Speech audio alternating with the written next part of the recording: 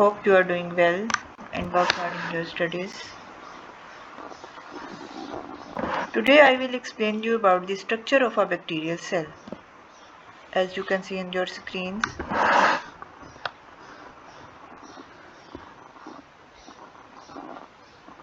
according to your syllabus content, our today's question is describe the structure of a bacterial cell limited to ribosome, circular DNA, deoxyribonucleic acid and plasmid, cytoplasm, cell membrane and cell wall. The second part of our question is describe the function of above structures. Now I will explain you about the bacteria. As you all know, bacteria are living organisms. These are barely visible under the ordinary light microscope. We can observe bacteria only under electron microscope. Bacteria are disease-causing agents or organisms, but some bacteria are useful as well, which you can study in the next content of your syllabus. Okay, now I will explain you about something more about bacteria. Most bacteria are non-motile. They can't move by themselves or swim. However, some are motile. They possess hair-like threads called flagella. The beating of these flagella enables bacteria to move in a fluid medium. As you can see in the diagram, there is flagella. Okay, now I will explain you the structure of a bacterial cell.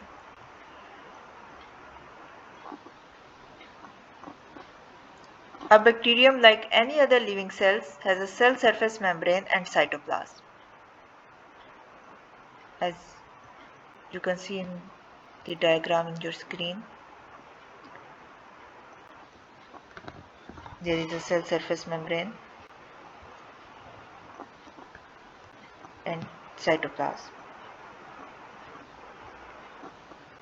The cell surface membrane in some bacteria are surrounded by a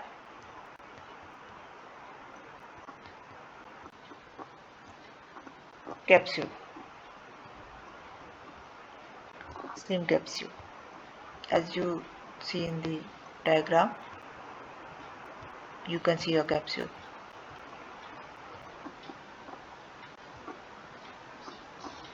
A bacterium doesn't possess a true nucleus. It contains a single loop of DNA. As you see here, there is a hiding chromosomes. You can see. Okay, this DNA is a single loop of chromosome. It contains a gene that gives bacteria its properties and characteristics. There are also small rings of DNA called plasmid. These are separate from DNA. They are independently multiply. They are of great interest of genetic engineers because they use as a vectors like viruses. What are the vectors? Vectors are used to transfer gene between two different species.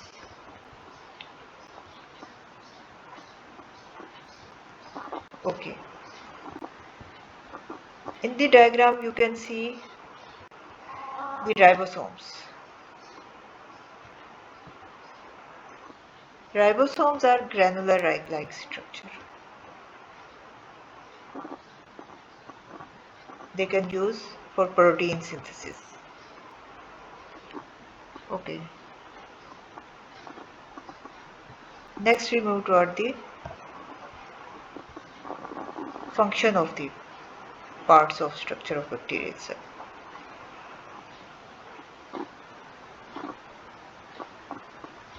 First is cell wall. Cell wall forms a protective outer layer that prevents damage from outside and also bursting if internal pressure is high. Next is plasma membrane.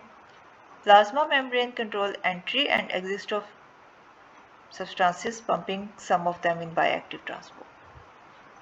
Then cytoplasm. Cytoplasm contain enzymes that catalyze the chemical reaction of metabolism and contain DNA in a region called nucleoid. For bacterial movement, there are flagella.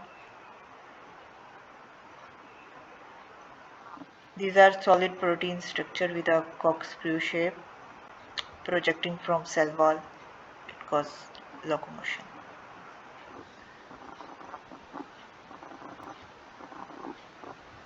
Then are pili, as you seen in the diagram. There is a hair-like, thread-like structure called pili. These are projecting out from the cell wall. Their function is to move in and out of the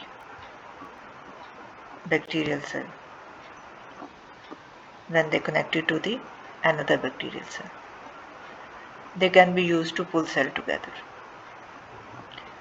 Next are the ribosomes. Ribosomes are small granular structure that synthesize protein by translating mRNA, messenger RNA. We can see their details in next video. Some of proteins stay in the cell and other are secreted. Next is the nucleoid, where the DNA is embedded, deoxyribonucleic acid. Region of the cytoplasm contain DNA without a nuclear envelope. It contains the genetic information of the cell and give the bacteria its properties and characteristics. There are also plasmids embedded in the cytoplasm. Plasmids are small circular DNA molecule. These are separated from chromosomal DNA and they are replicated independently. Hope you can understand the bacterial cell and the function of its parts. Stay tuned with me for next videos. Kindly subscribe my channel and like my videos. Thank you.